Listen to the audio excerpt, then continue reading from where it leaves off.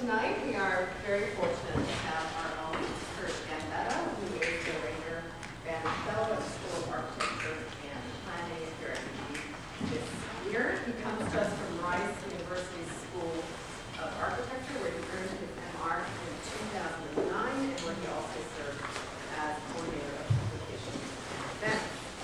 Curt has also spent 2 years as a resident at the Center for the Study of Developing Societies in Delhi, India. Curt's work examines material histories of architecture and urbanism in India, as well as research and design interventions in the politics of urban infrastructure. He is currently working on an edited journal about the future of the street in India as a social, architectural, and political space. He has also recently completed a public installation at the Lawndale Art Center in Houston that imagined the infrastructure of office light in an outdoor urban space. And if you've seen images of Curt somehow managed to transform office light into something truly beautiful and mystical in that process. So as part of the Banham Fellowship, he's teaching a year-long seminar that challenges architecture students to design experimental methodologies of research about the social and environmental consequences of infrastructures such as waste management. And the seminar will culminate in an exhibition this coming April. This work on waste is garnering international attention, and the Canadian Centre for Architecture just published an interview with Curt on its website that I would encourage you to read, called Hiding Waste. Now, in this context, Heather Roberge's question to Curt, which was carried forward from our last lecture about the role of materials in contemporary design culture, seems particularly apt. And Curt's lecture tonight is titled From Exodus to Attachment, Waste Infrastructure and the Architecture of Public Life. So please join me.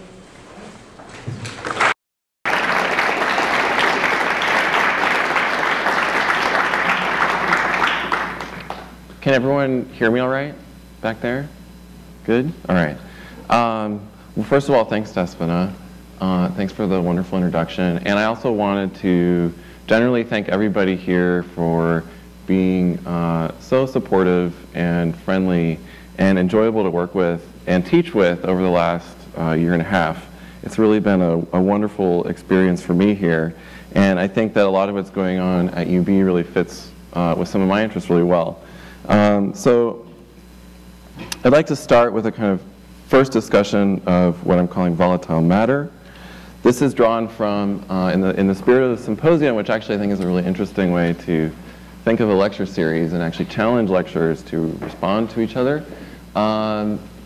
Ms. Roberge's question was, what new roles do material and geometry play in contemporary design culture? I found this this question at least somewhat limiting for my purposes. I'd really like us to think beyond the role of materials in design culture as such, and think of the role in society, and dispose of the trope of novelty as a merely disciplinary innovation. After all, materials always change, they decay, or they are subject to unforeseen or unintended uses. So materials are always volatile, changing, in motion. So in a sense, what I was critiquing here was contemporary design culture as such, as the kind of the period at the end of the sentence, the full stop, as the kind of limit to how we think about materials. So I thought I'd actually go back and edit the question because I was a bit kind of dissatisfied with its implications. So for me, I was more interested in what roles do material objects and processes play in society. So how does architecture mediate, and this is my own question to add to it, mediate the engagement between material realms and society, which is something I'm going to speak about today. If as Heather Roberge suggested, activists should be lawyers and architects should be designers, well, then I guess I quit. Because I couldn't see, a more different picture than that. So In removing design culture from the equation, I do not want to dispose of architecture, but rather understand architecture as a complicated material artifact of both design and contingency. So something which shapes not only how we live, but how matter moves, but that is also shaped by forces. So in particular, architecture is shaped significantly by not only the unique disposition of architectural materials, say what concrete does or what timber will do, but by the material and spatial demands of material processes that architectural systems are asked to contain and accommodate. So I was actually interested in the fact that we can look, in a sense, in our backyard for an example of this. The archive is readily available, and I'm sure in Greg's course, some of you have looked at buildings like this. So in his discussion of the daylight factory, Reyner Banham notes a close relationship between transport and architectural space and form. Together with the grain elevators, each in their own way part of the DNA of our school, buildings such as the Buffalo Weaving Company, built in 1896, which is pictured here, comprise an architecture of movement and storage, an economics of time, location, and transport, which had significant architectural consequences. So Banham writes of the weaving factory, looking along the more than quarter-mile sequence of contiguous buildings occupied by Buffalo Weaving and built over a period of less than 15 years, one could see exactly what rigorous rationalization could do to the industrial building in an era of improved horizontal transportation. So there's a direct relationship, of course, in some ways celebrated by modernist architects who appropriated some of this work, between the kind of horizontality of transportation and the kind of rationalization of space and construction. So ultimately, he says it would kill off the multi-story type with its cranes and hoisting elevators. So we're not just talking about transport, we're also talking about machinery, and replace it with a single-story workshed where everything moved horizontally from truck dock to truck dock.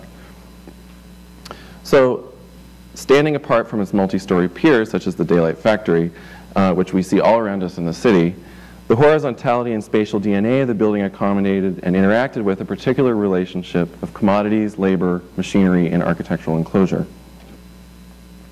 Another more contemporary example of this in a kind of broader and expanded field of design, of this kind of relationship between enclosure and infrastructures of movement, is the Panamax ship, which the anthropologist Ashley Karst has situated within the larger social and political landscape of the Panama Canal Zone.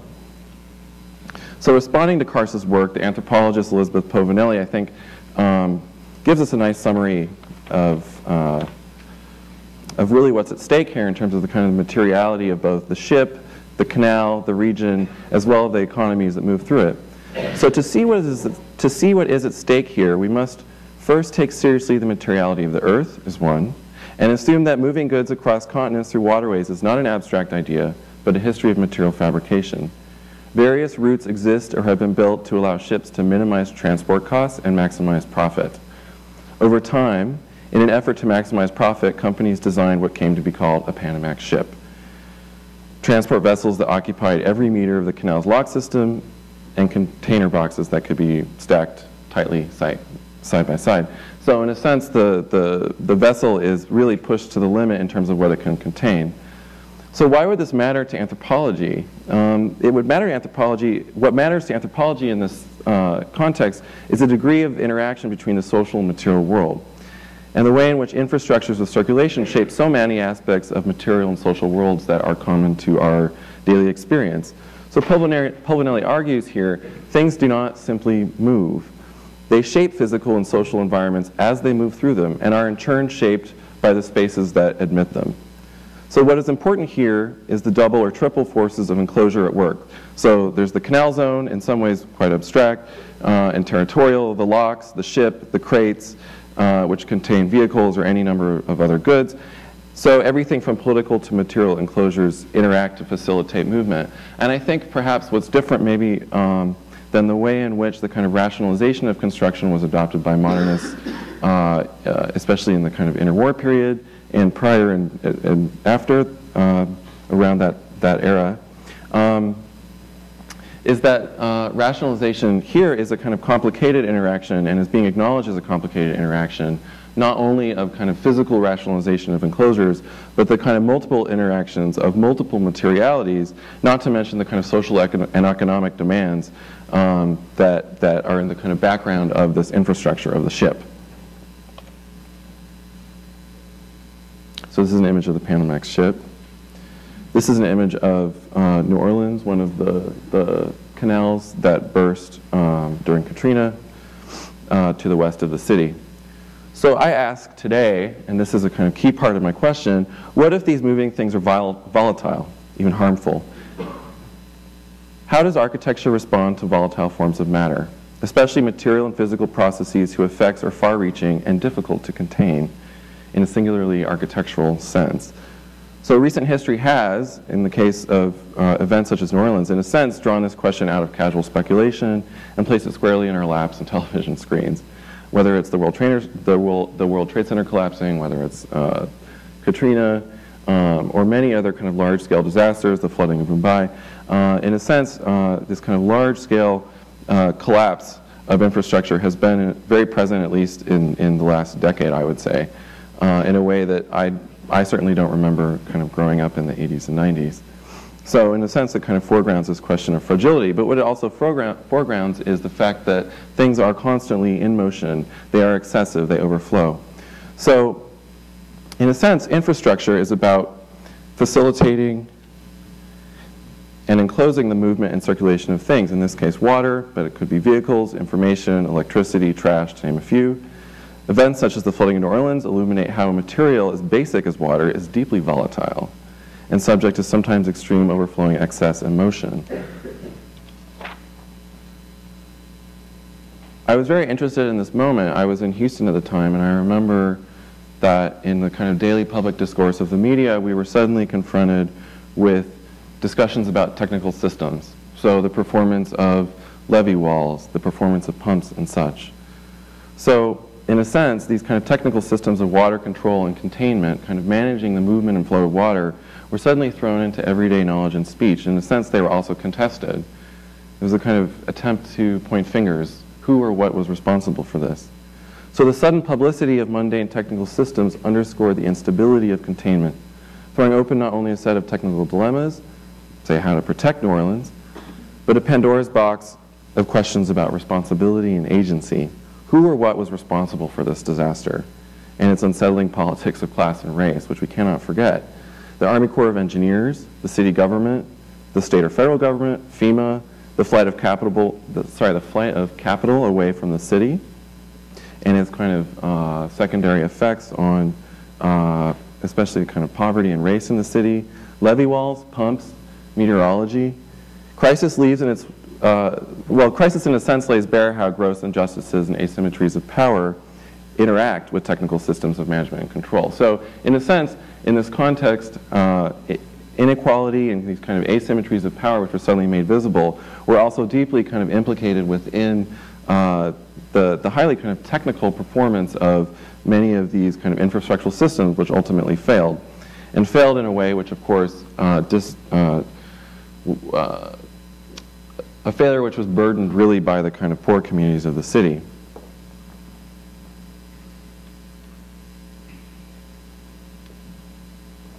In accounting for multiple forms of agency, both human and non-human, how do we think about notions of political and social responsibility? As in the Northeast blackout of 2003, or in the case of the flooding of New Orleans, political theorist Jane Bennett uses the blackout to illustrate an idea not uncommon to contemporary social and political theory, that agency is distributed across a field of human and non-human actors, comprising an assemblage of related forces. So typically, agency is understood as a capacity typically of morality. So instead of the mere motion of objects, the motion of something such as electricity is intended and willed. This is in a sense the kind of framework of morality. Rather, in distinction to this, she suggests that matter is inherently in motion and vibrant, intersecting and diverging with other forms of matter and the means and uses that we assign to it, both culturally and socially. The behaviors of matter cannot be reduced to the intentions of any single external actor, such as you or I, or agent, even a mechanical agent or being. An observation that I think also has particular resonance for us as architects. This is an image of the before and after of the Northeast blackout. I think it's actually funny if you kind of Google search for this because people got really excited and went into Photoshop and took all these satellite images of the Northeast at its most glowing, even more than this NOAA satellite image, and actually photoshopped in a big black hole. So you look at it and you get excited. Oh wow, the Northeast was totally black.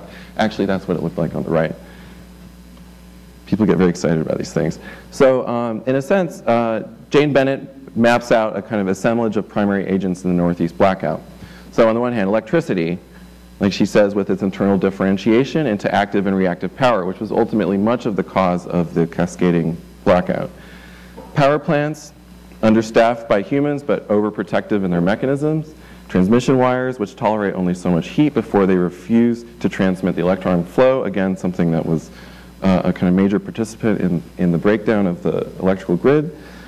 A brush fire in Ohio. I don't know where that was positioned, but sure. Enron First Energy and other energy trading corporations who, by legal and illegal means, had been milking the grid without maintaining its infrastructure.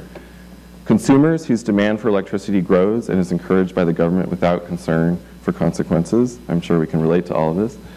The Federal Energy Regulatory Commission, whose Energy Policy Act of 1992 deregulated the grid, separated the generation of electricity from its transmission and distribution, and advanced the privatization of electricity. So in a sense, all of these forces played a hand. And so what's interesting about this particular context is that they actually still don't know the source of this.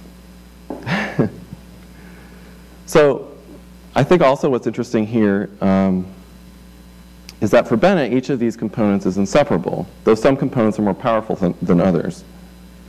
I'd actually like to go back to this image.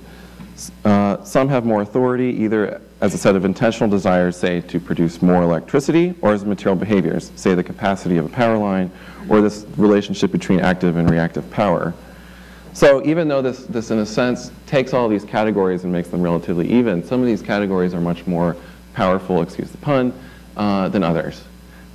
That is a kind of key component of what she is calling an assemblage, which is of course derived from not only Deleuze, the philosopher Gilles Deleuze, but a number of other thinkers such as Spinoza. So, much like electricity, waste is an assemblage of forces.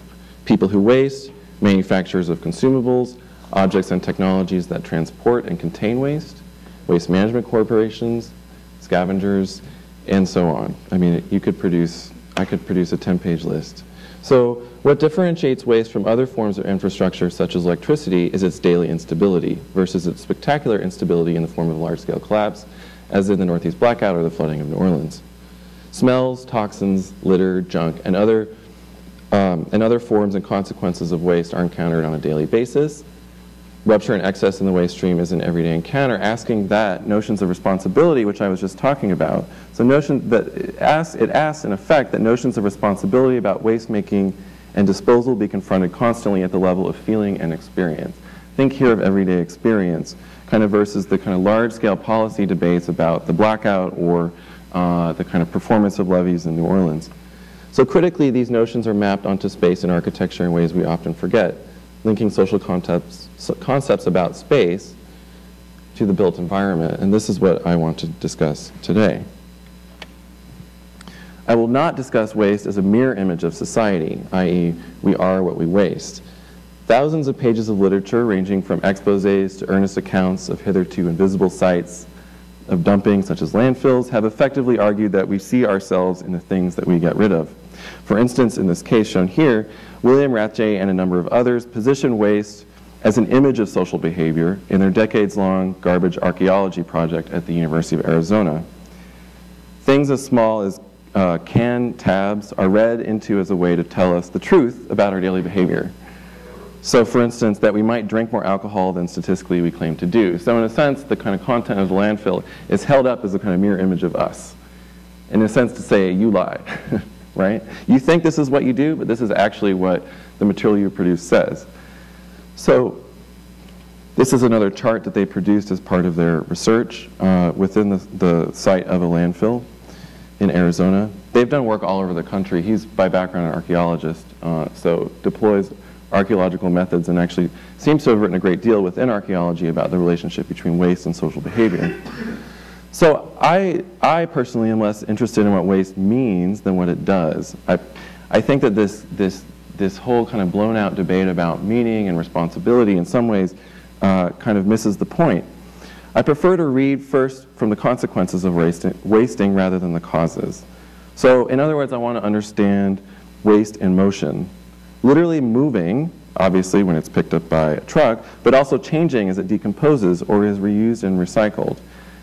Inevitably, discussion of causes finds its way back to bad behavior or irresponsible citizens, which I find misses the point.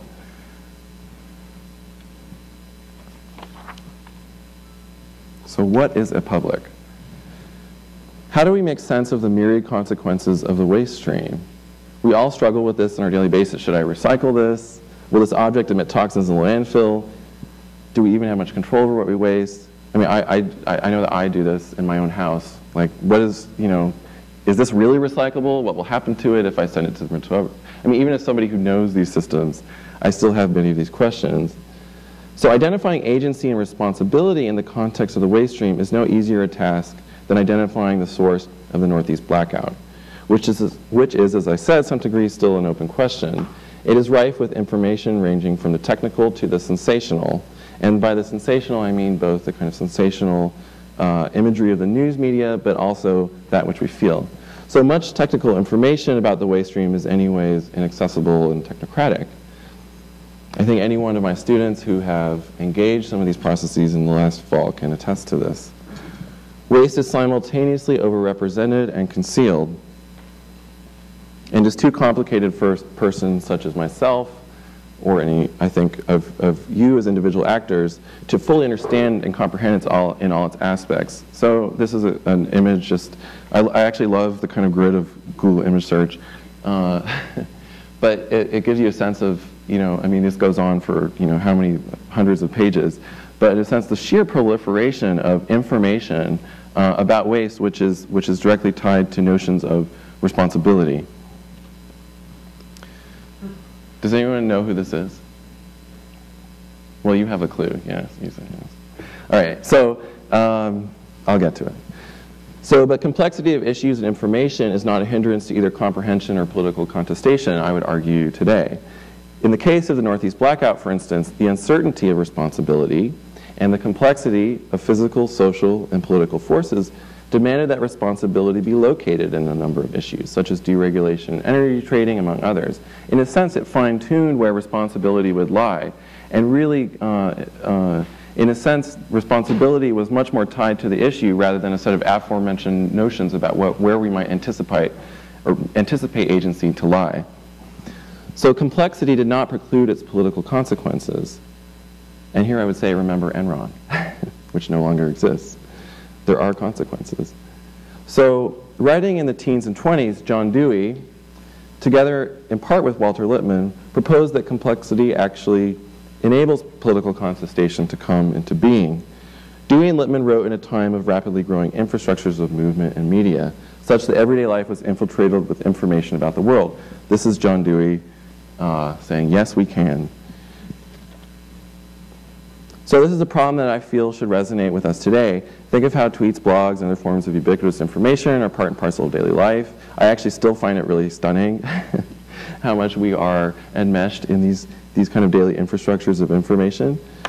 People commit Facebook suicide, some of you in the audience I know, in order to extract themselves from a burden of information that we cannot even begin to fully digest as individuals. I've recently found Facebook totally overwhelming. Against a not dissimilar landscape of media, Dewey and Lippmann suggest that politics turns around interest and attention. In The Public and Its Problems, Dewey argues that we make a critical mistake in vilifying interest. And I think this is a really key point.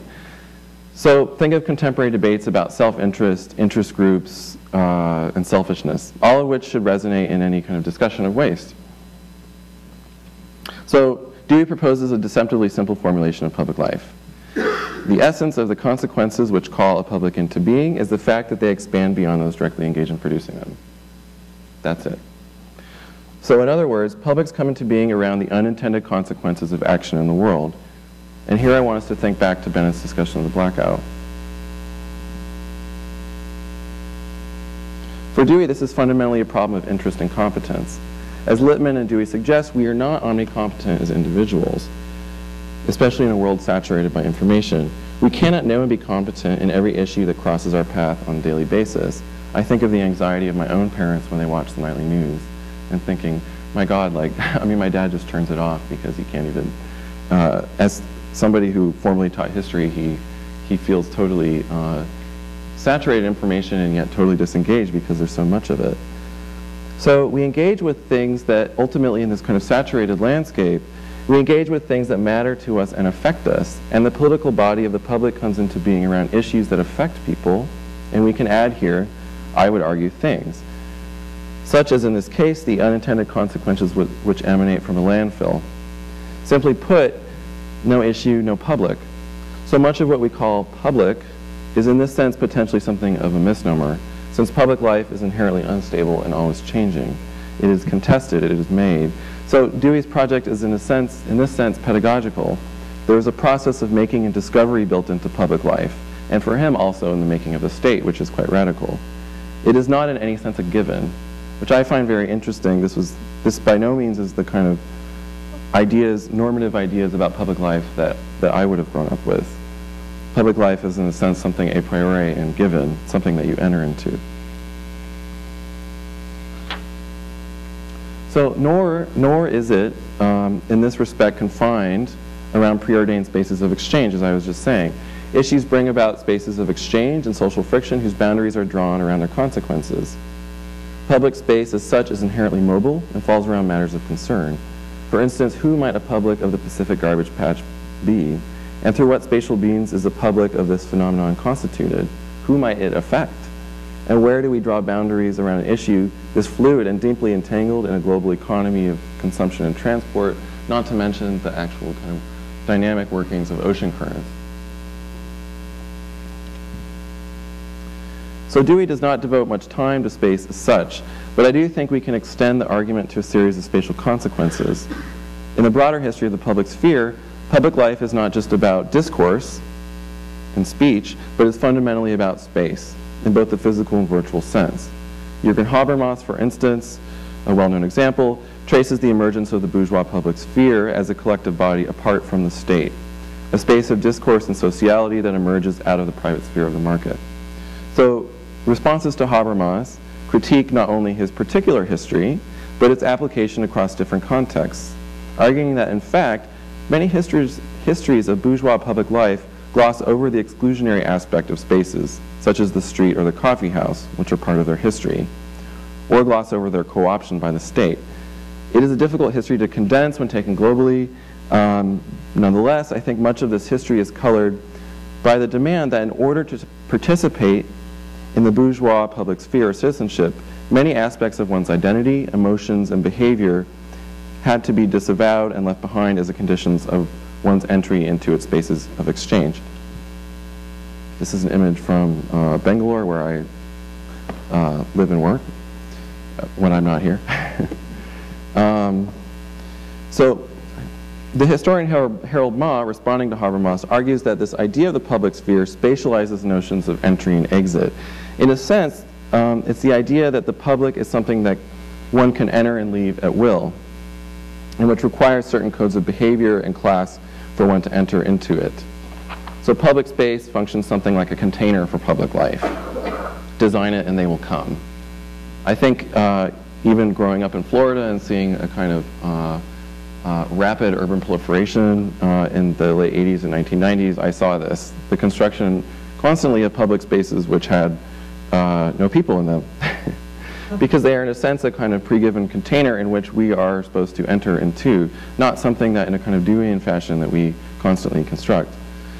So rather than rely on a Habermasian notion of rational critical debate, which is a kind of major artifact of his history of the public sphere, an issue-oriented model of public life proposes that emotion, conflict, and affect is not a hindrance to the making of public interest, that to feel and be affected is a constitutive feature of political life. I think of the State of the Union address where one of the representatives yelled to Obama, "You lie," during the healthcare debate. And what a controversy that was. I found it so hilarious, having come from India, where being at public meetings and having people screaming at each other all the time, that this like minor infraction was a public controversy. But in a sense, to enter into that space of public exchange, there are certain norms and standards of behavior that one must ascribe to, particularly about one's emotions, but one can say in the broader context of citizenship, many aspects of one's class, race, gender, and such.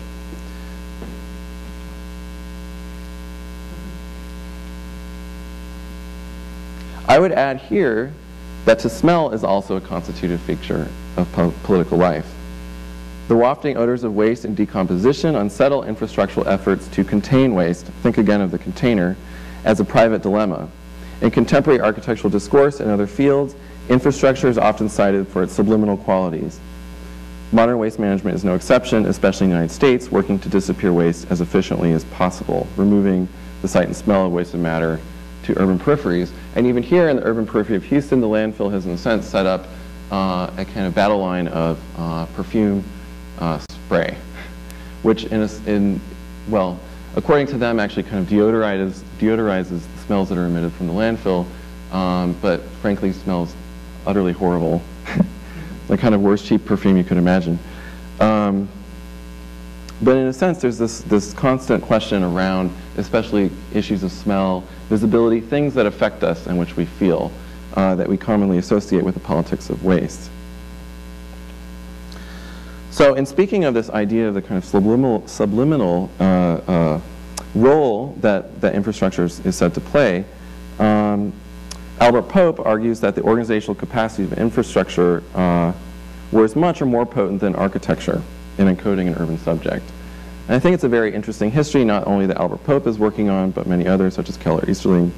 So he says, infrastructure is literally everywhere. It exists all around us, even where you are right now, which is true. You can see it when you sit at your desk, look out of your window, and when you watch television. As opposed to a work of architecture, infrastructure leaves us largely unaware of the mechanisms of societal organization that surround and define it. It allows us the very necessary fiction of unfettered agency that most modern societies require. Again, think back to this question of agency. So indeed, I agree, infrastructure works in the background of everyday experience, especially in the United States. But where I would complicate this argument is by acknowledging that infrastructure is equally formative in its instability, breakdown, and rupture. As anthropologist Brian Larkin has noted in regards to infrastructures of media and electricity in 20th century Nigeria, the image of infrastructure working seamlessly is largely a conceit of observations of infrastructure in the first world. In much of the rest of the world, everyday infrastructure such as water, waste, and electricity are deeply unstable and are anything but subliminal. For instance, when I was staying with friends in Delhi this summer, I arrive at 2 in the morning and my friend texts me that both the water and power are gone. So I would argue in contexts like that actually infrastructure is incredibly tenuous and fragile. And it's not only that fact, but the fact that we are conscious of it. This is an image of the Naples garbage strike, which obtained a lot of media attention. So in regards to waste, rupture is a daily occurrence. Though waste has disappeared relatively effectively in the United States, populations that live near landfills and toxic dump sites will tell a different story. So in this respect, it is no coincidence that struggles over dumping sites have historically also unduly burdened the poor and minority communities in the United States, which is something we always have to remember. Waste infrastructure is fragile and weak, as I was just saying, subject to sudden changes in geology, weather, and society, such as garbage strikes make clear, whether it's in Naples, New York City, and so forth. It cannot be circumscribed as a first versus third world dilemma, I'm arguing here, even though its consequences play out very differently in these contexts. Much like road, street, and transport networks, this is an image of a garbologist, a self-proclaimed garbologist, A.J. Weberman, who published a few books about the kind of insights that he would gain from looking through garbage. In particular, he focused on celebrities, in this case Bob Dylan, and wrote a book called Dylanology, based on all of the song lyrics that he found in the trash. So in a sense, extracting a kind of image of a life from the trash. But what's interesting in this case is, where are these kind of boundaries drawn, right? Where is rupture allowed to occur in something as simple as a kind of garbage can or a garbage bag? Should Bob Dylan sue him for invasion of privacy? These are very complicated issues. So much like road, street, and transport networks, which Keller Easterling and Albert Pope have written about, as I was just saying, I'm interested in how we can read into infrastructure not only a history of a modern urban subject and questions of subjectivity, but for the purposes of the discussion today, a history of ideas about common space and public life. Sanitary infrastructure, and its later manifestation as waste management, comprises an important and often unacknowledged history of architectural modernity. Sanitation emerged in the 19th century in parallel to rapid industrialization and urbanization that was experienced in the West and in much of the colonized world. And again, I'd like to point out the simultaneity that we often forget. Many of the kind of mechanisms of sanitation and urban planning and control were actually developed in tandem in colonial settings, such as India. The spread of disease and illness was its primary focus, mapping and redesigning urban contexts in order to prevent widespread outbreaks of cholera and plague, among other diseases. Yellow fever was a big problem in New Orleans, cholera in London, the plague in India. I think what is interesting, this is, by the way, an image of Chicago, I believe from the 1880s. What is interesting for our purposes was that the evaluation of the consequences of waste in this period was largely through aesthetic concerns and now debunked theories of miasma that relied largely on the affective qualities of waste. Again, what is felt and experienced. What we cannot necessarily explain, but what we can feel. So miasma, for instance, comprised an ill-defined notion of fetid air and disease causing airborne gases. Waste quite literally filled the streets of cities across the globe, such as this street in Chicago. Streets were literally piled up in trash and horse shit. And this was a kind of significant problem in cities such as New York or Chicago, which were rapidly urbanizing at the end of the 19th century.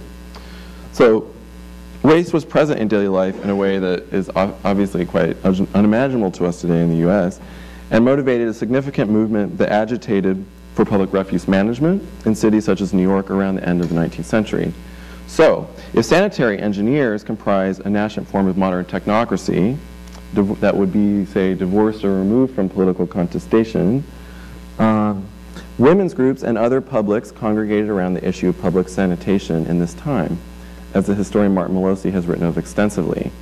So here I like to think of Dewey. The issues about public responsibility of waste emerged out of an intensely affective environment, rife with the immediacy of smell and social conflict. This is the first landfill in the United States, which is located in Fresno, California. So in the United States, the presence of waste was replaced in the early to mid-20th century by public refuse management.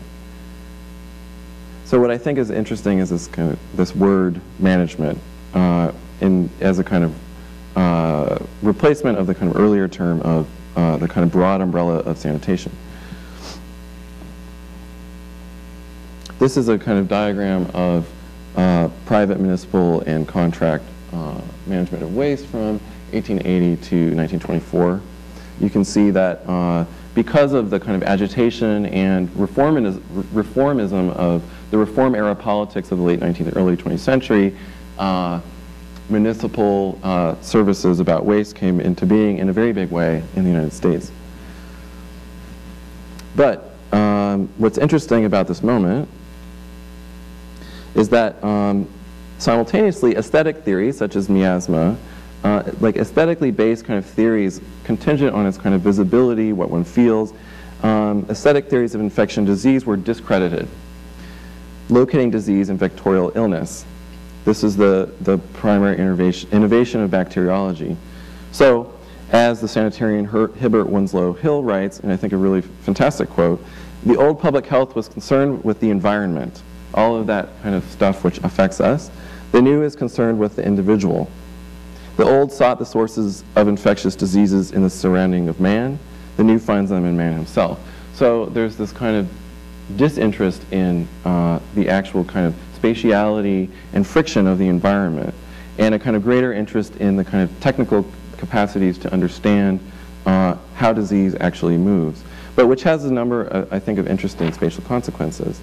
So refuse disposal was thus increasingly taken on as a solely technical problem, rather than a hot-button political issue or kind of public dilemma. It was framed as a problem of managing society's housekeeping, to borrow from Hannah Arendt. The public demand for municipal refuse management, in a sense, removed it from public contestation, ironically removing the very public capacities from which it originated.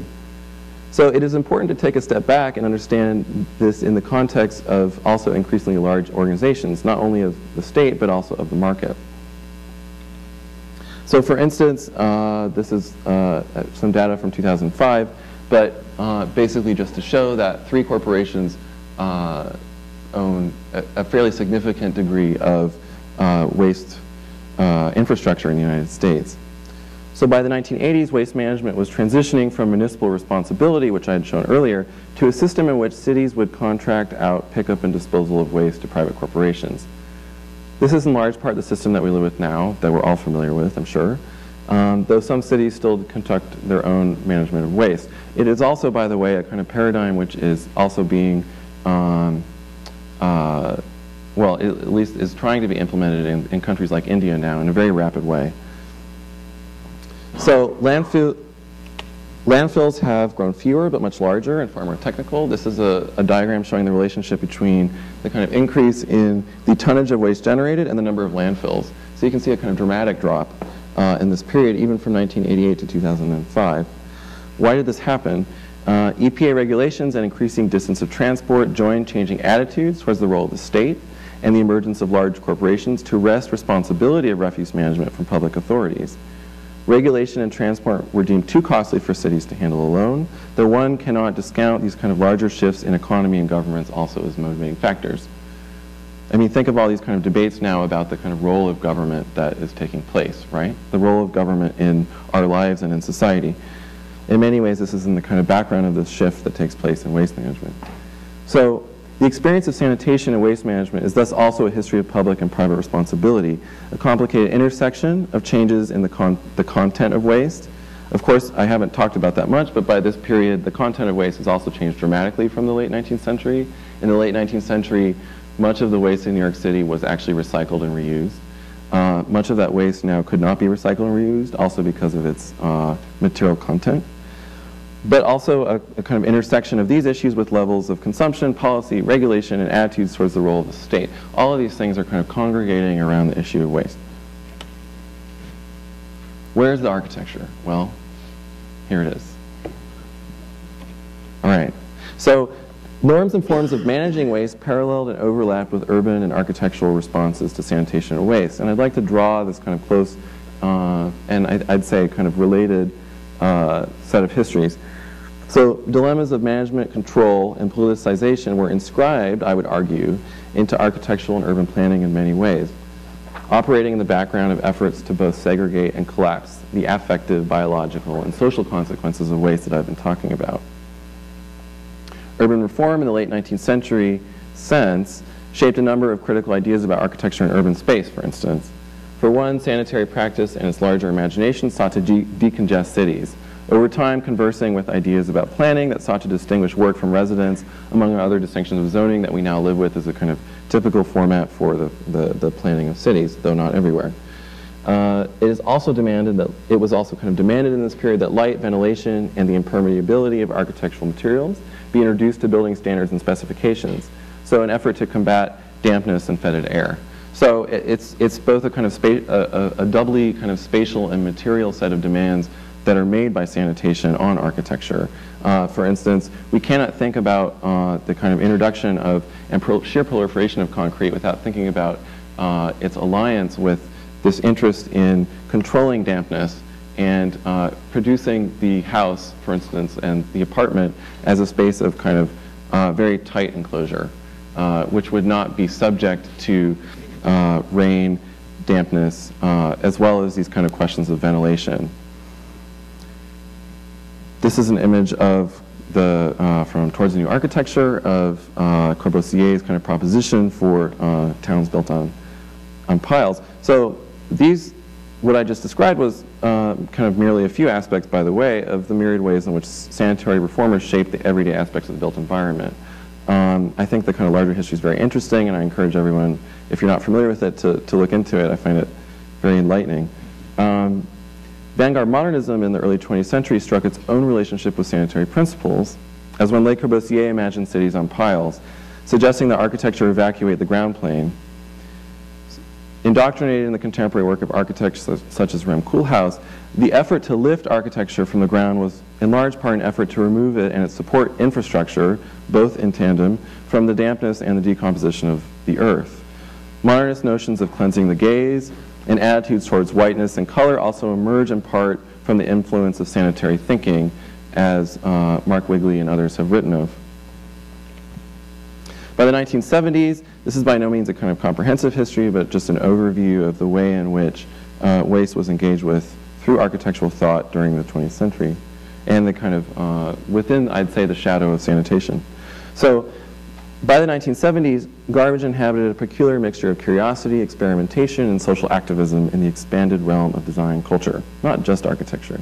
So for instance, Martin Pauly investigated at Cornell and other institutions the potential of wasted consumables to be repurposed as architectural materials for social housing in the Third World. The project largely ran aground. I don't know if Anwesh is here, but she kind of tapped into this history, which is very interesting.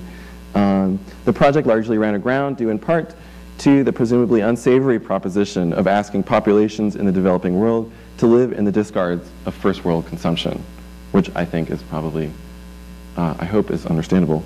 So nonetheless, I think it's important to foreground the desire to reaffiliate and politicize economies of waste and consumption by making waste physically present, returning it to the space of everyday experience via its use as architectural material.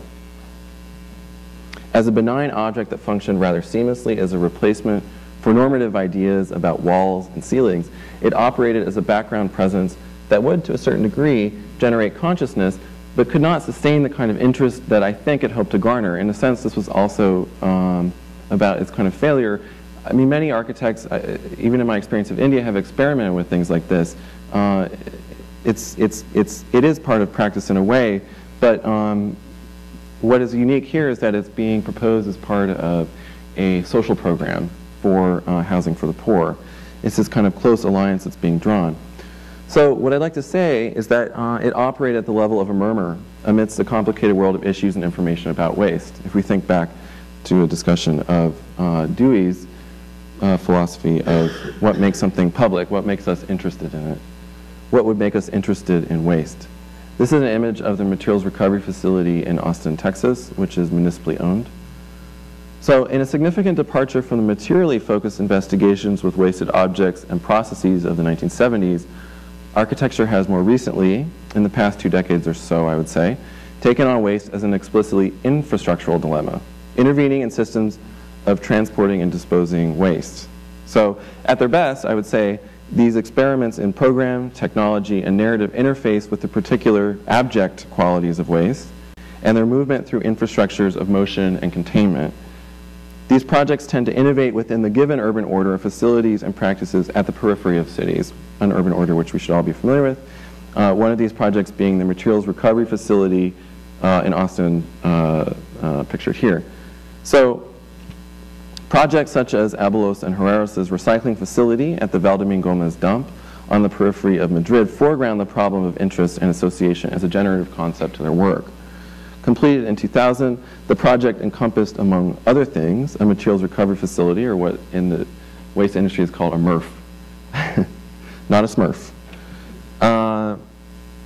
In contrast to typical MRF facilities, which typically comprise an enclosed, dimly lit shed that houses processes of segregating and recyclables such as glass, paper, and metals, the Valdomín Gómez facility proposes a distinct awareness between building and process, echoing the gravitational movement of recyclables through trommel screens, hoppers, and other machinery.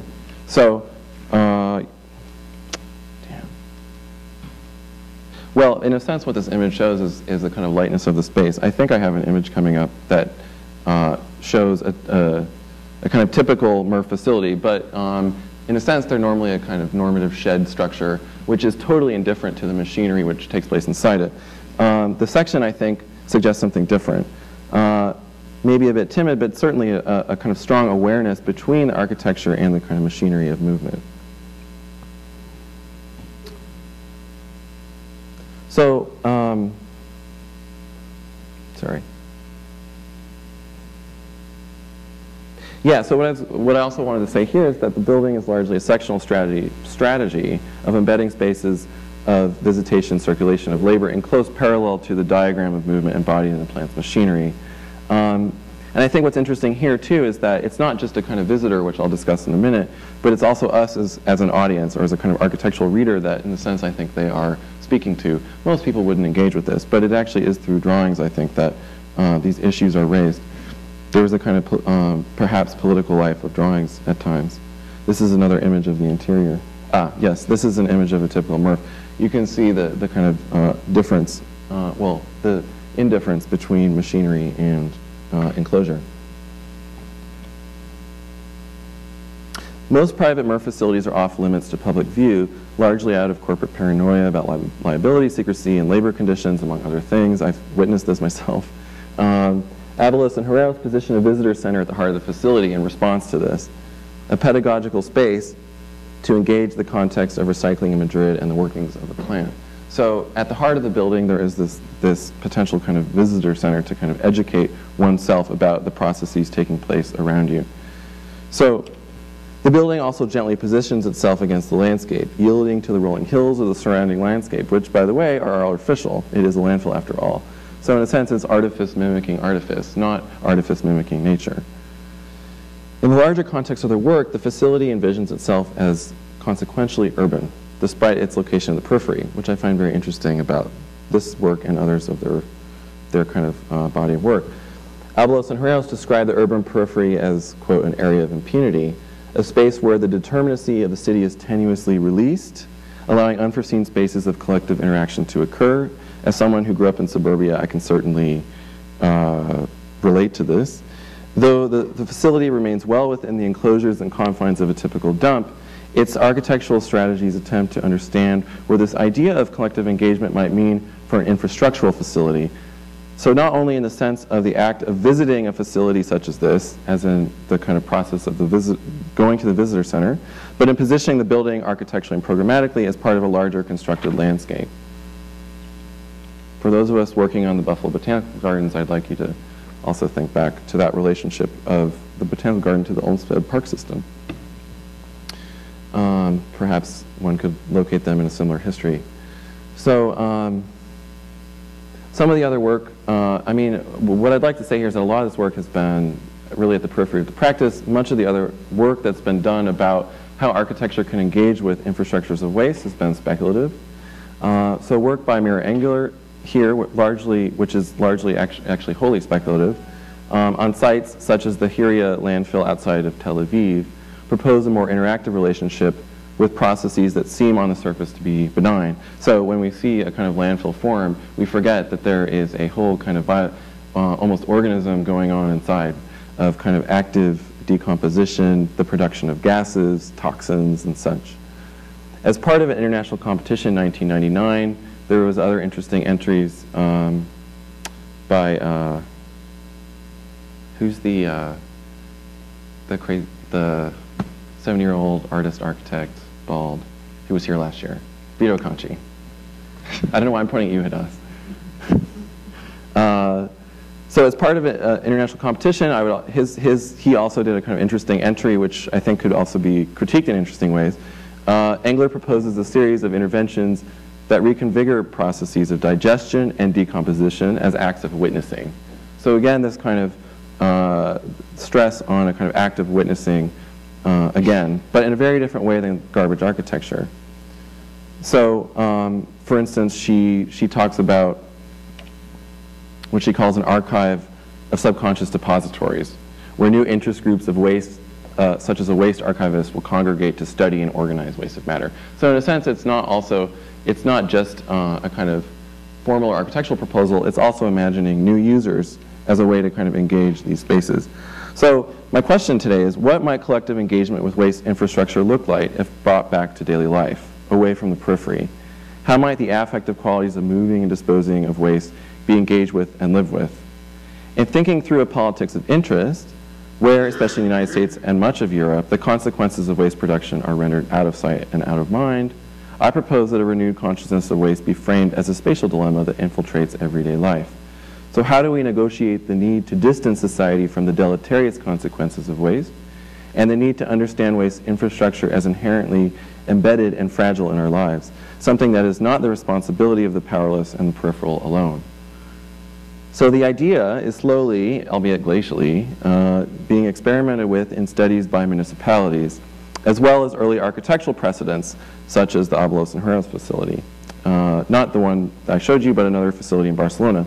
Dow Jones Architects, in collaboration with Arup and the Greater London Authority, proposed, and this is an image of one of the proposals, citing waste processing facilities in the urban fabric of London in a study that was done in 2008.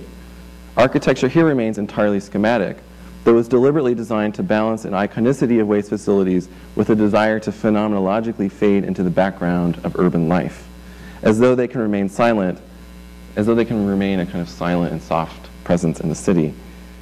The sound and smells of garbage trucks and disposal are intended to be mitigated by the design proposals, but as I hope to have shown today, waste will always exceed these kind of efforts to contain it. So this is the kind of presence that they're imagining these facilities would have in the city, something which looks like a kind of Corten housing, which would, I think, well, would house Design 4, but I think that's actually a materials recovery facility or a transfer station. This is a kind of diagram that they did to describe the kind of the kind of basic iconicity of these things against the scale of what are otherwise icons in the kind of landscape of London. So in my own design speculation, I investigate how architecture might mediate our contact with infrastructures of waste processing and removal.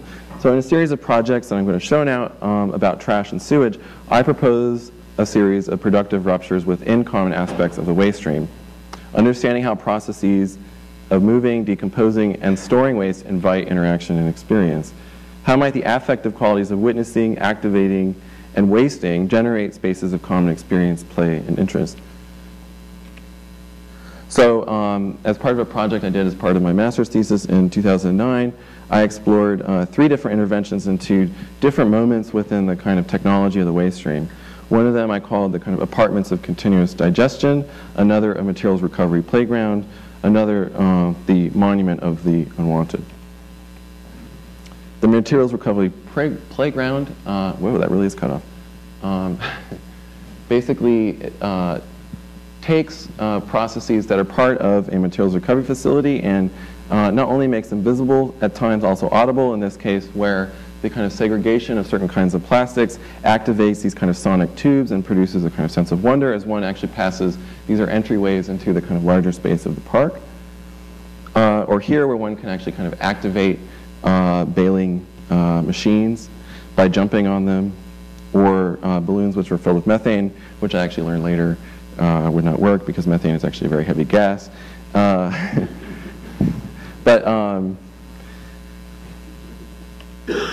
Or here where running on a kind of, in a large cylinder actually kind of activates a trommel screen. So that one, in a sense, in a kind of feedback loop also feels and potentially even hears through this kind of surface the physical processes of actually kind of moving waste. I think somebody got a little carried away. These are basically 2 sections through the materials recovery playground, which now I guess I can use the pointer, which show a space where, in addition to a hopper, people can jump on an inflatable surface, start to kind of loosen the materials before they're engaged with by human collectors, which is typical for a MRF facility. Then metals are extracted from a magnet, then these kind of trommel screens, which are engaged with here. So in many different ways, all of these kind of otherwise secretive process components of a MRF facility are not only made visible, but actually engaged with. I imagine, for instance, actually kind of activating a kind of baler and standing on it and feeling it crush would, I think, be a very exciting experience. The apartments of continuous digestion actually learned from a kind of now somewhat outdated model of a bioreactor, but which basically proposed that a kind of large community of waste would actually kind of bring their organic waste, say in a neighborhood, to a set of locations which are a kind of sandwiching of both everyday residential experience and a kind of large machine for processing compost. The kind of concept here about this particular bioreactor is that waste basically moves down these steps and is exposed to airflow through these fans, so that when it comes out in this kind of machines at the bottom, it comes out as actually functional and usable compost. this is a kind of image of the entry into the apartments where waste is actually kind of being drawn into this system. You can also see where each unit also contributes its waste to this kind of larger system. So there's this sense of being thoroughly kind of embedded, and in some ways very tenuously or precariously embedded within a kind of larger infrastructure of waste. One would obviously kind of hear these kind of buckets moving up and down and collecting waste. Another proposal was the Monument of the Unwanted, which basically proposed that enormous kind of mega trusses would be inhabited by basically trash cans full of junk. So all that junk that is not useful to the landfill or to composting is basically either kind of compressed or thrown into kind of bins that are collected from houses and drawn up into these trusses, which over time start to kind of grow as a peripheral register of the amount of junk that is produced in any given location in the city. I was interested in how they also function as a kind of monument, a way in which to kind of see into our somewhat immediate past and understand ourselves, not unlike garbage archaeology, through wasting, not unlike Engler's work in terms of thinking about what kind of users might actually engage that space. Sorry. Another project which I worked on with Wendy Gould-Martin in LA was called Anaerobiopolis, which was actually done, some of you are probably familiar with the WPO 2.0 project, competition that was run a few years ago. We really felt strongly that we wanted to inject a kind of sense of lightness and humor, maybe even irony, into the competition, because we felt that even the kind of statement for it was characterized by what Paul Krogan might call like very serious people. In a sense, what we wanted to learn from was the typology of the water tower, and combine this idea of an almost bulbous-like extrusion with the idea that it could actually process sewage in various states of its return to gray water. So what this learns from is the technology of the living machine, actually, and each of these steps actually learns from a process within a living machine, such as, for instance, up here, where the kind of solids are broken down by Pilates and yoga in this kind of movable surface which is activated. Then kind of down to the next level where it's actually kind of continuing on its path towards gray water. Many of these kind of mangroves, which is typical of a living machine, and other aquatic plants actually start to begin to kind of purify the water.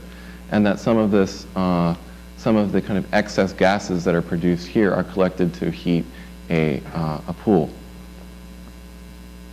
which is shown here.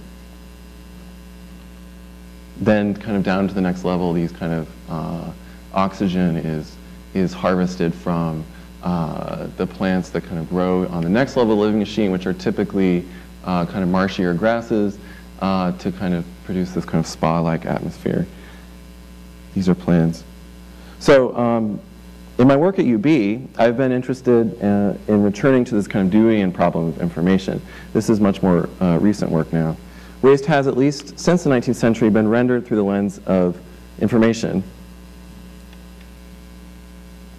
So here in the landfill that we visited as a group with my class back in the fall near Niagara Falls, there are actually kind of burrowing holes in which to put methane release valves, but also as a way to kind of regulate the landfill as a kind of set of information. So for instance, here landfills are kind of constantly monitored for their kind of content and the kind of processes that are taking place within them. So as I was saying, waste, at least since the 19th century, has been rendered through the lens of information. In his important mapping of the cholera outbreak of 1854, shown here, in London, John Snow, a doctor, produced a map of cases. Previously attributed to aforementioned theories of miasma, as I think had been the case in a previous cholera outbreak, Snow used the map to track back the spread of cholera to the water supply, which in this case was the Broad Street pump, which was supposedly the source of the outbreak. Not only did this mapping bring into being epidemiology as we know it today, he is considered the father of epidemiology, it also set a precedent for mapping techniques and technology such as GIS and conventions of mapping information in the urban landscape that are part and parcel of studio culture in any design school, including our own. I mean, it's almost kind of part of our DNA, for better or worse. So, seen against another iconic and influential map of common space, Nolli's 1748 map of Rome, Snow's map is a departure from the convention of figure ground representation, representing an issue of dire collective concern rather than public space in a sense as either an enclosure or as a kind of space in between as such. Public space is in a sense being represented through the angle of information. So for Dewey, the task of public life is to turn sensations into perceptions.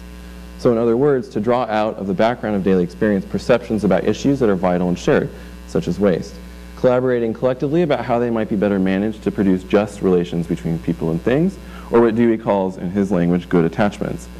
So considering that infrastructure comprises a vital support system for everyday experience, how do we even begin to engage with issues that are deliberately buried away? This has been a question that we've been asking this year.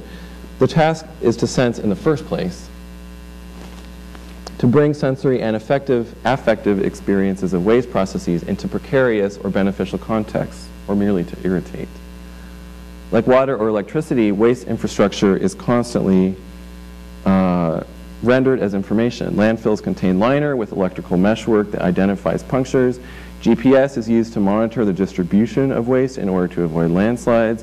Wells are dug around the perimeter of landfills to monitor groundwater.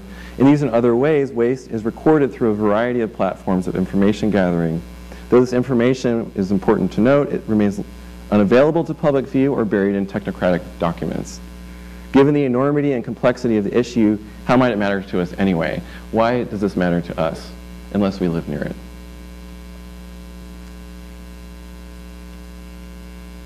So in an attempt to approximate, well, I'll just kind of talk through a number of the projects that we worked on in the fall. I kind of set up a kind of seminar and a year-long kind of program of research about thinking through what experimental methodologies of these otherwise invisible processes might look like. So in order to do this, we turned to a series of kind of interesting cases, including this case by Merla Euclides called The Social Mirror, in which she constructs a large mirror on the side of a garbage truck. This is basically, in a sense, a kind of embodiment of what I was talking about earlier in terms of Ratzi's case. She did another kind of fascinating project we looked at where she shook the hands of every sanitary worker in New York City, which was actually an arduous, incredibly arduous task. This is a work by Anthony Gormley called Natural Selection, which took a series of objects and encased them in lead. What was interesting about them for our purposes is that the membrane of enclosure itself actually became very, very unstable. So over time, these membranes ruptured, and in a sense, the rupture brought into being a whole discourse in the gallery space about how one both represents and manages all of the kind of smells and consequences that were being produced by these kind of rotting things inside an otherwise seemingly benign enclosure. Or this trash track, which I think many people here are familiar with because of Mark Shepard's book, but where the MIT Media Lab inserted RFID tags into waste to track their paths and kind of make visible the kind of make visible the invisible kind of otherwise invisible spatialization of the way waste moves, where it moves. So it produces these kind of fantastic maps of how waste traverses the landscape of North America, in some ways very counterintuitively back and forth. We also looked at Mel Chin's revival field, which was an interesting case for us in the sense that it really kind of pushed the boundaries of art and research and creating a kind of space of dialogue. Because in a sense, it became something that was constantly worked, and it was kind of considered a work of art in a sense, even kind of in its formal composition, but more importantly, it functioned as a kind of method and platform of research. If you, for instance, look at the abilities and behaviors of these plants to extract metals from the earth, many of the scientific papers actually quote Mel Chin. So in a sense, he also kind of stepped outside of the realm of the artist and moved into the realm of science for this project. In a sense, this was on a toxic waste site in which a lot of kind of toxic metals were basically brought out of the soil through the kind of planting of these plants. In its own time, it was very radical. Many landscape architects are taking this on now as a problem. Another project we looked at was, God, I'm totally blanking. The lost letter technique by Stanley Milgram, who was a behavioral psychologist. And much of the kind of content of the research was not so relevant to our investigation, but what was interesting to us was actually this way in which kind of objects and the kind of content of objects was left behind in space. And so he kind of produced a mapping about space in this and other projects to try and understand social behavior through where things are left behind, as well as what is left behind. So in this case, he's given things relatively benign addresses, medical research associates versus Friends of the Communist Party. This is, by the way, in the 60s. So basically to see how people respond to these other letters. Do they mail it back or not? Obviously, in most cases, they did not mail it back to the Communist Party or the Nazi Party. It was what was drawn from it. The last case we looked at, which is very interesting, and I encourage anyone to look at his work. He's done a number of interesting pieces where he produces these kind of magnetic devices. This is Francis Alice, who's a Belgian artist who's lived in Mexico City for many years, where he drags a small metal, in a sense, dog through the streets, and that dog also becomes a kind of method of recording. It becomes a kind of way of producing a kind of mapping of space and a kind of ritual traversal of Mexico City and all of the kind of waste that is produced in that space. Here is the dog interacting with a dog. So one of the projects that was worked on was by Mark Nosek, which I think is very interesting. Mark kind of took on the problem that I was describing earlier, where a lot of this kind of technical information about the behavior of landfills largely remains technical. We don't engage with it, we don't have access to it. And so what was proposed was a kind of series of different kinds of surfaces. In this case, it's LEDs responding to kind of air sensors, which describe, not only air sensors, but sensors which describe the kind of movement of toxins through what are called exposure pathways, whether through air or ground, and into spaces such as basements, around the house, through a fence. All of these ostensibly would be sites in some proximity to a landfill, but just to kind of measure and communicate the level of harm one would experience near a landfill. Other experiments which were very interesting was actually taking something as simple as sticky paper to kind of record the kind of particulate matter that would accumulate in certain spaces that the student identified. So in a sense, each of these surfaces becomes a record of change and kind of the changing dynamics of the consequences of waste in a space like the landfill over time in a way that we actually experience it in spaces that we would experience it on a daily basis. Another project was by Brian Lee. It extended from the kind of idea that we would carry our waste with us. He says, what if we were forced to carry our trash around, deny the convenience of discarding refuse? We would accumulate the byproducts of our consumption habits for all to see. Consumption equals exhibition, wasting equals voyeuristic. So Brian is very interested in the fact that in Japan there's a relative paucity of trash cans, and so one actually has to kind of keep one's waste within oneself. So he became very interested in the kind of actual infrastructure of the trash can itself. Again, another kind of daily ritual that we take for granted, but actually introducing a kind of personal aspect to it where one sees oneself, or potentially the person who last wasted, when one kind of crosses this threshold in terms of throwing, say, a coffee cup away. And each of these were kind of iterations which worked with different ways in which one could engage a potential kind of recording of the actual act of disposing of waste. So it's a kind of way to foreground the act itself and to, in a sense, also repersonalize it in a critical and somewhat also irritating way. Another interesting proposal by John Geisler was trying to think about this idea of networked urban gardening and the way in which compost could actually be kind of networked in an urban landscape. So something as simple as a compost bin could have a kind of wireless emitter on it and a heat sensor, so that basically in something as simple as the Google map, which apparently this can be done in a not too complicated way, that the actual kind of ripeness of compost at an urban scale could be communicated across the city. So in a sense, proposing that there could be a kind of new landscape of compost exchange in the city. This was a kind of later development, which I found very interesting, where instead of, say, the kind of typology of the shovel, he produced this kind of typology of a stake, which in a sense also is takes up this kind of sensing technology that communicates to a network within the city. So it in a sense makes something possible that is also potentially beneficial, and through this kind of act of making visible a very mundane process of organic decomposition of waste in a city such as Buffalo. So I just want to end here by kind of reflecting on this work, and it's something I've been thinking about a lot in working with the students. So I see some of the work that we've been doing this year as an attempt to approximate what Nortje Moraes calls an experimentalist approach to public involvement, which has both a kind of material dimension and an affective dimension, which I find very interesting. So in speaking of the Belgian philosopher Isabel Stengers, she says that Stengers emphasizes the capacities of scientists to be affected by their objects of study, which I think is actually a very interesting paradigm, that in these kind of spaces of research, one is also implicated in that research, right? One is not kind of distanced from it in a kind of purely objective mode. She proposes that the capacity to be affected by an object is crucial to political engagement. So the central question of engagement in politics is, are you capable of being affected by this issue? So why is it experimentalist?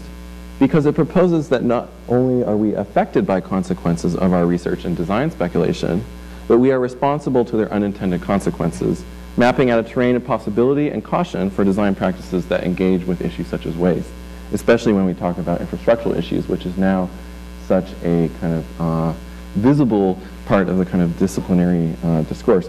So I want to end with the question for the next person to come along. How can architectural research be an act of design? What politics can it generate outside of architecture to shape new forms of public life? I think in many ways the work that we've been doing in the seminar tried to move away from the kind of traditional conventions of mapping and was encouraging students to, in a sense, also take on this role that maybe Stengers is imagining, where in the act of one's research, one also is both kind of uncomfortable and potentially affected. I mean, I suppose this is the idea of getting one's hands dirty in a very basic way, but I think it's something more than that. So with that, I'll stop. Thank you.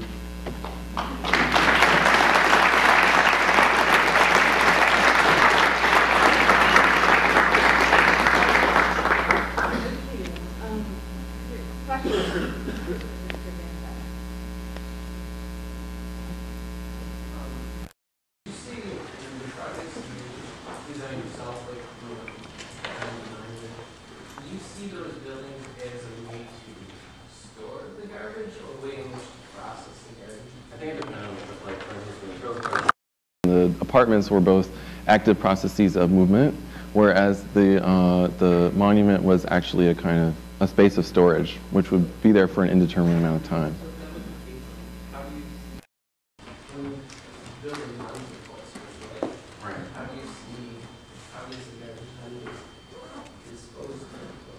Well, it would stay.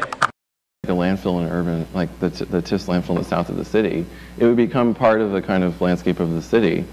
I mean, in a sense, it's interesting to think about if one had to kind of confront this kind of intense visibility and scale on a daily basis, what really, like, how would it, how would we be affected by it, and how would it really, I think, influence our perception of our own kind of daily habits of consumption? We live in an economy where we don't have to deal with those consequences largely, and as I said, that's largely a burden that's bared disproportionately by the poor in the U.S. and other contexts. I'm wondering, kind of, when we're looking at how can design be used as a means of, I don't know, changing the way people think about the built environment, how important is it to kind of change the vocabulary we use to kind of talk about waste? Perhaps the term waste is problematic, thinking about the necessity of including things that are just being thrown away in our everyday experience, and kind of is acceptable but not to be used, so it's not such a kind of regime thinking about the next time to time a vocabulary shift. Yeah, I think that's a struggle. Even when I've kind of witnessed what's happening in India, I mean, waste is largely a resource. I mean, most people don't call it waste; they call it plastic or metal or whatever it is, because in some ways it's very readily repurposed into an economy of reuse and recycling, which is distributed across the city and is not managed by corporations. So, in a sense, that language I think is very materially oriented. But I think it's really interesting to what you say, to think about that, because it is, you know, how do we define waste and how might we redefine it? Thank you for such a fascinating lecture. Thanks for sharing your work. I was curious about thinking forward about the implications of your question. It's very fortuitous that I think the next speaker is Matthew Dalby, and I think that he is coming from the EPA. So there's a kind of interesting serendipity there. And along with that, I wondered whether you've ever thought about the kind of outcomes and ongoing questions in your research as having direct dialogue with their sources in respect to things like private waste management companies or regulatory agencies. Is that the kind or one kind of interlocutor for you? Yeah, no, well, I think right now. I think where it has been, honestly, when I've actually kind of gone out and kind of done more work in the field is in India, but I would say here in the U.S. I feel somewhat frustrated that that's difficult to access, and I'm very interested, for instance, in some of what I'm planning for April to try to produce kind of platforms for that, because I actually think it's really important. I think it's important that it not. I mean, I really started the seminar also with the desire that some of the kind of forms, more specifically forms of research, not just intervention, be themselves kind of subject to the kind of vulnerability that one encounters when one does research, the discomfort. For instance, even the discomfort of engaging these kind of different actors, right? Or excitement. I mean, whatever it is. I mean, these engagements are very unpredictable, I would say. But my desire is for architectural forms of research to really take that on in a more serious way, I think. Because I think that it's something that, for instance, anthropology takes very seriously. But I often find, at least even in the kind of my own education, that it's a very kind of disembodied set of practices that one is asked to learn. Sit at the computer, do some research, right? I mean, there's no sense of engaging with the social, with the political, with policy. I mean, it's very difficult within the context. I mean, I found that this year. It's very difficult to actually try to bring that in a productive way. But I think it's kind of worth thinking through a kind of longer term project too. For me, I think that's really how I think of it. I mean, it's just a kind of starting point. But that is an ambition. So you didn't talk about your light installation in Houston, and I think everyone probably knows that since we sent that email around pictures of it. But I guess I'm just wondering if I don't know, just given your kind of discussion about decentralized here, if there's a way that you're thinking about framing your thoughts on that piece relative to decentralized. I mean, in the very beginning, I suppose I said something about decentralized office life, but it seems like maybe it's more profound than what you were really trying to. I mean, before when you mentioned it, you were saying, you know, this is just an installation. It's not really related to my. Well, yeah. I mean, I think I wanted the focus today to be about infrastructure in a certain sense, specifically about waste, but I think that I am interested in how kind of basic, I mean, it's very related in a sense, because it's taking a kind of everyday experiential kind of infrastructure, which is the office ceiling grid, and totally repositioning it in a space which is surprising to people. And I found it really interesting. I mean, I just came across a blog the other day that was talking about it and saying like how they just found it really, and they had a picture of people's heads. For those who didn't see it, I had an office ceiling that was positioned about yay high, and it was basically had no ceiling tiles and was just lights that would be on all night, sitting on columns in an open grassy space in the city of Houston. But people were, I mean, I also found it really exciting as a kind of unintended outcome of the piece to actually engage the office ceiling grid. I mean, to actually stand above it in a way that that, at least in my everyday experience, is not is not common. So in kind of small ways, it is surprising and exciting. At least I found, to people who engage with it in that way. And I think for me, I am interested too in where there's a kind of ambiguity of light where it is both kind of benign but also confrontational in some ways. I think of like the way a police officer shines a light in your face. In some ways, like light, I think the way it's used is relatively benign and is about illuminating for safety or aesthetics, but at times takes on other meanings and other uses. At times it also produces accidental urban effects.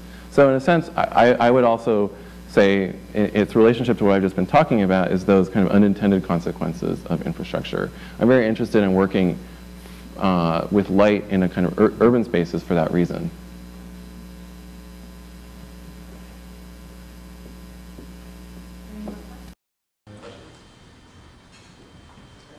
Well, thanks, guys.